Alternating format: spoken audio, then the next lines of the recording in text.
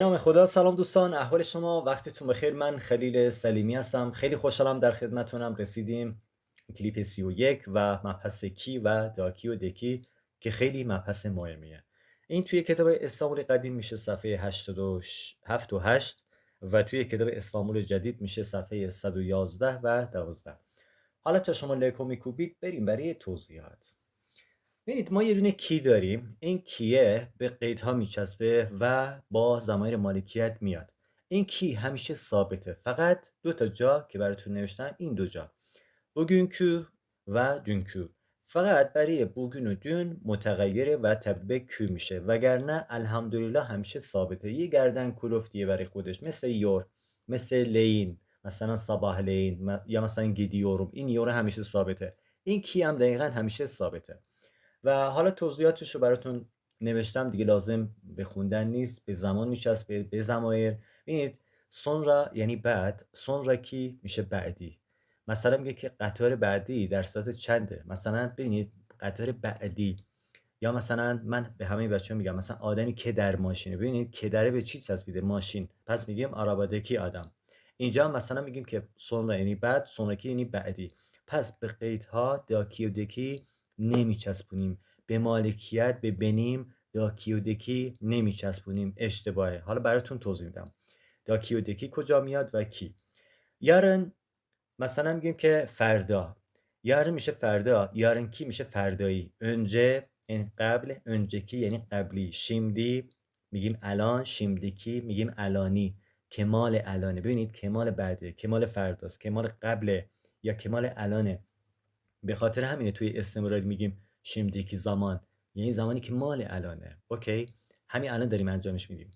و گفتم این دوتا استثناء هستن. bugünkü یعنی مال امروز یا امروزی، و dünkü، dün یعنی دیروز، dünkü یعنی دیروزی یا مال دیروز.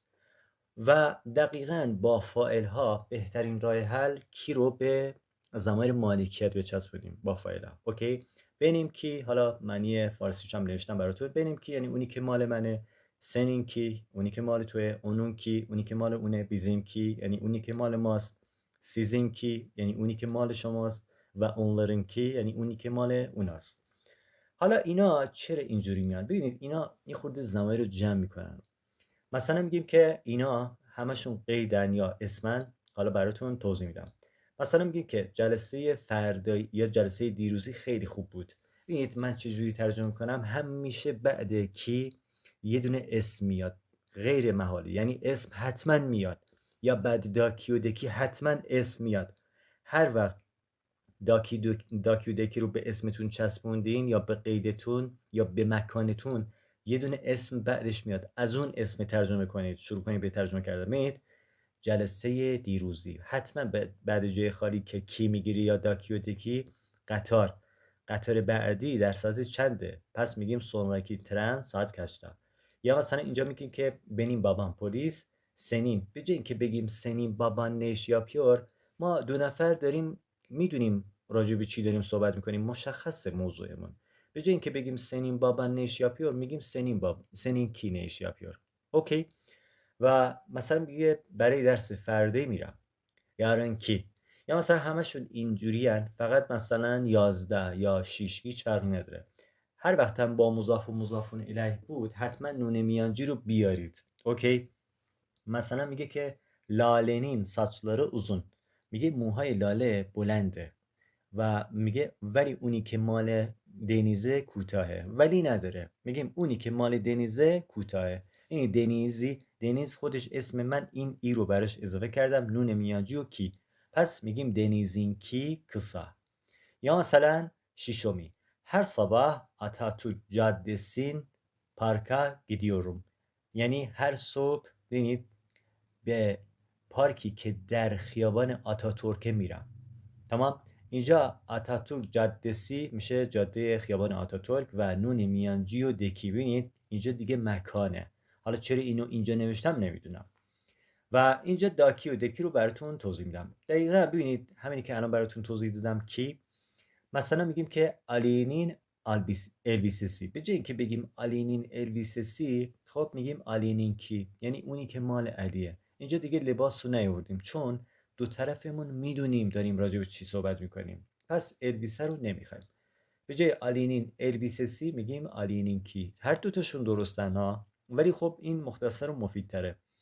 و اینم اینجا گفتم مثلا به جای اینکه بگیم لباس من بنیم البیسم میگیم بنیم کی، و دقیقا این رو براتون توضیح دادم. اینجا تو این قسمت گفته بنیم پانتولونم سیاه، میگه شلوار من سیاهه، اونی که مال اریه سبزه. به جای اینکه بگین آلینین البیسسی yeşil میگیم آلینین کی yeşil. یا پایینیش میگه benim gömleğim kısa kollu، میگه پیراهن من آستین کوتاهه. اونی که مال آیشه به جای اینکه بگیم آیشنین gömleği uzun kollu میگیم آیشنین کی uzun kollu. اوکی، پس میگیم که اونی که مال آیشه آستین بلنده. اینجا هم داکی و دکی. داکی و دکی رو به اسم میچسبونیم و به مکان میچسبونیم. مثلا با ضمیر فاعلی داکی و دکی. ببینید الان گفتم بنیم کی یعنی اونی که مال منه، ولی اینجا میگیم بندکی، اونی که دست منه، نزد منه. تمام؟ مثلا میگیم که کتابی که نزد توی مال کیه، میگیم سندکی کتاب کیمین.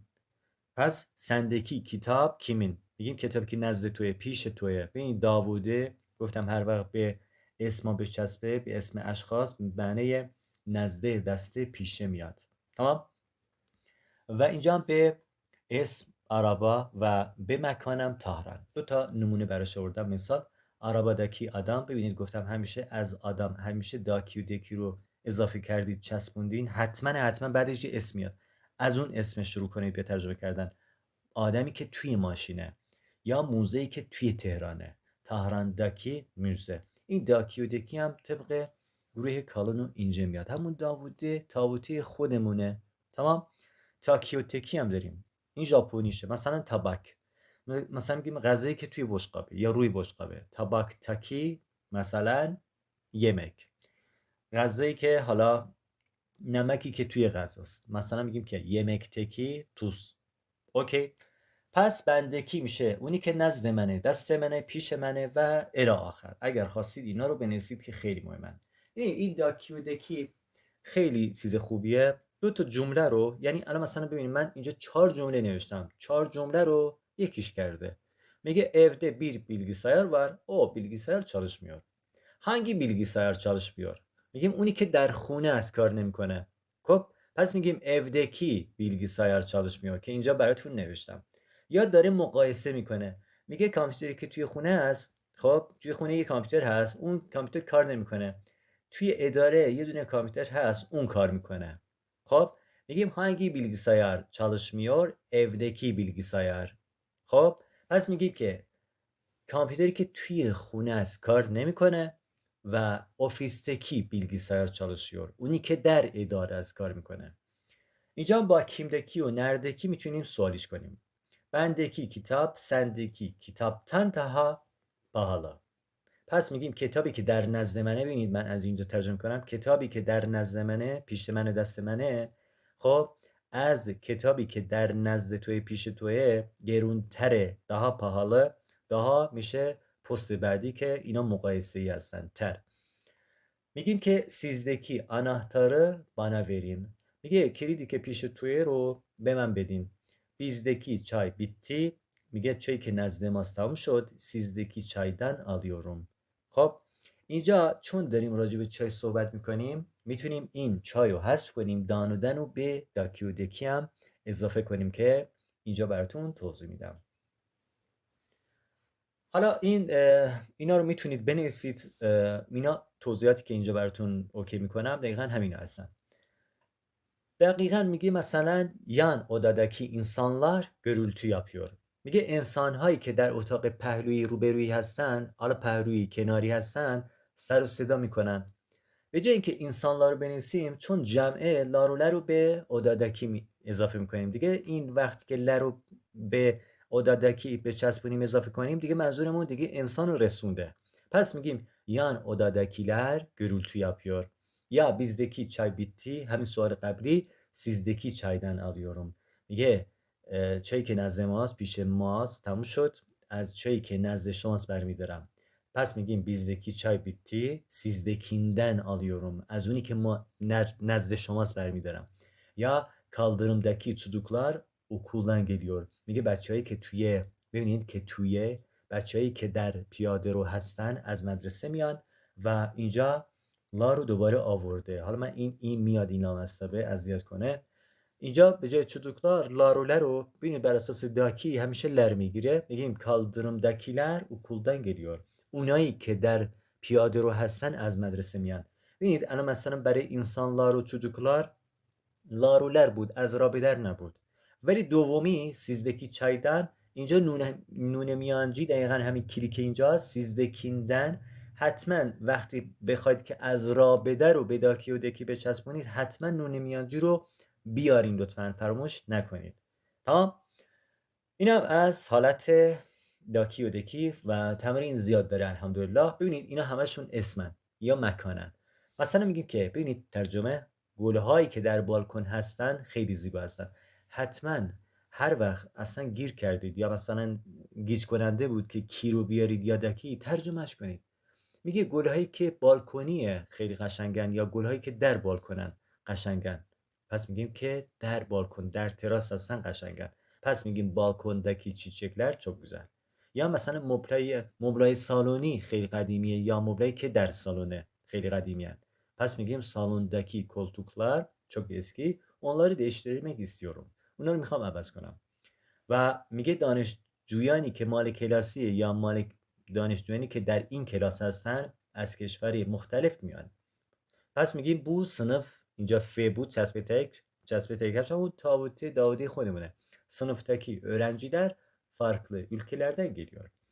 اینم قیده. پس میگیم جلسه که در دیروزه یا جلسه دیروزی قشنگتره. میگیم dünkü toplantı çok iyiydi. اینم دوباره آوردم همینی که اول کلیپ براتون توضیح دادم و رسیدیم صفحه 111. اینو توی کتاب استانبول جدید الحمدلله توی کتاب استانبول قدیم هم همین داستانه زیاد تغییری نکرده و اینجا فقط مثالاشو میخونیم. دقیقاً میگه کی که به عنوان حرف اضافه میاد و در نقش صفت اجرا میکنه نقششو و دقیقاً اینجا مثلا میگه که همون کی هستش، میگه همیشه ثابته فقط برای دون که دیروز است و بوگون که امروزه یا گون برای گون بوگون و دون این برای این سه تا تبدیل به کون میشه. مثلا dünkü postane aldım میگه پست دیروزی رو گرفتم دستم رسید. Pazartesi günkü sınavdan çok korkuyorum. اوکی. Pazartesi günkü sınavdan çok korkuyorum. میگه از آزمون ببینید من دارم از sınav از آزمون روز دوشنبه‌ای خیلی میترسم. Bugünkü ders çok önemli. میگه درس امروزی خیلی مهمه. یا اینجا دقیقاً داکی و دکی یا کی رو آورده یا کی. میگه geceleri uyuyamıyorum. ببینید این اویو یعنی بخواب. این یای زیر یا خط بکشید، این میشه منفی توانایی. توی توانایی کامل اینا رو براتون توضیح دادم. uyuyamıyorum یعنی نمیتونم بخوابم. چرا؟ alt kattaki komşum çok gürültü yapıyor.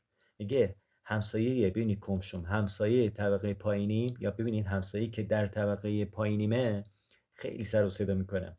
معمولا ما سر طبقه بالاست اذیت کنیم، اینو ما طبقه پایین. حالا هرچی. Sınıftaki herkes öğretmeni dinliyor. میگه همه اونایی که در کلاسن به معلم گوش میدن. Yarınki toplantıya katılıyor musun? Katılıyor musun یعنی میای شرکت میکنی. katılmak ملحق شدن، شرکت کردن. مثلا میگیم که sana katılıyorum باید موافقم، sana katılmıyorum باید موافق نیستم.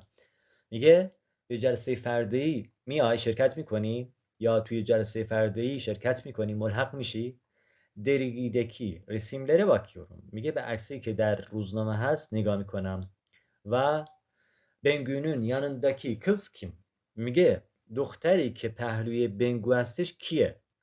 یا bugünkü derse gittin mi؟ به درس امروزی رفتی؟ برای حالا مدرسه یا کلاس به کلاس امروزی رفتی؟ این هم زمان گذشته است که توی زمان گذشته اینا رو کامل براتون توضیح میدم. اینجا هم کی هستش. خب اینجا دو تا جمله آورده. میگه benim elbisem kırmızı. به جای اینکه بگه senin elbisen ne renk میگه seninki hangi renk. هیچ فرقی نداره. اونی که مال توی چه رنگیه؟ مال من قرمزه، اونی که مال توی چه رنگیه؟ یا bugün benim dersim az یا seninki میگه امروز درسم کمه و مال تو و اونی که مال توه اینم براتون توضیح دادم. lalinin saçları uzun, denizinki kısa. ببینید همیشه گفتم با مضاف و مضاف الیه، یا اگر خواستید حتما از رابطه رو اضافه کنید حتما نون میانجی میاد. یا میگه benim evim seninki gibi büyük değil. میگه خونه من مثل اونی که مال توی بزرگ نیست. اینجا هم دقیقا توی تمرینات اینا رو براتون اوکی کردم. اگر تونستید یه دونه لامصبه خیلی اذیت کنه ببینم پیداش کنم. این 13. Serap'ın telefonu burada çekmiyor. میگه تلفن سراب اینجا آنتن نمیده، ولی اونی که مال زینبه آنتن میده. پس میگیم اما زینپینکی چکیور. تمام. بقیه شوهر کنید برام بفرستید ببینم چیکارش میکنید. جایی هم اگر سوالی اشکالی بود حتما برام بفرستید براتون توضیح میدم. اینم میشه حالا توضیح پست بعدی. قربان شما. جایی هم حالا دوباره میگم سوال اشکال بود حتما برام بفرستید، دوباره براتون کلیپ درست میکنم. مواظب خودتون باشین. دوستتون دارم خیلی شدید. به مدت مدید. اون شبکه تهران شد.